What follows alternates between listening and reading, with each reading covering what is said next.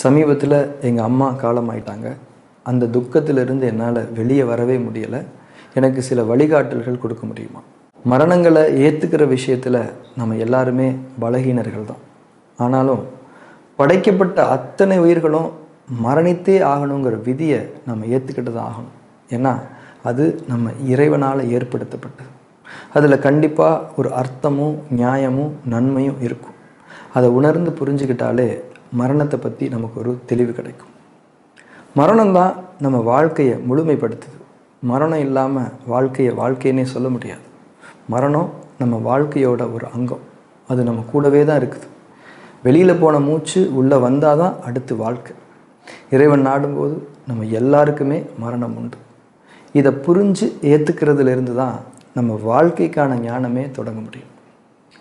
இறந்து போனவங்க உங்களுக்கு அம்மா, உங்கள் அப்பாவுக்கு மனைவி, இன்னும் அவங்களுக்கு நிறைய அடையாளங்களும் பொறுப்புகளும் இருந்திருக்கலாம். அது எல்லாமே இந்த உலகம் சார்ந்தது தான்.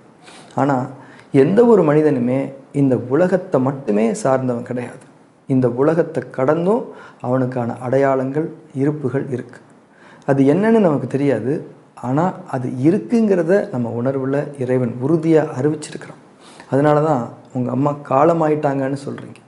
இன்னும் இறைவனடி சேர்ந்துட்டாங்க, போயிட்டாங்க, மறைஞ்சிட்டாங்க, இயற்கை எய்தினார் தான் சொல்லுவோமே தவிர அழிஞ்சு போயிட்டாங்கன்னு யாரையும் சொல்கிறது இல்லை. ஏன்னா அதெல்லாம் நம்மளை அறியாமல் நம்ம உணர்விலிருந்து வெளிப்படுற இறைவனோட சத்திய வாக்குகள். அம்மா அவங்களுக்கான உலகம் கடந்த அந்த அடையாளத்தை, அந்த இருப்பை அடைஞ்சிக்கிட்டாங்க. அதை நீங்கள் ஏற்றுக்கணும்.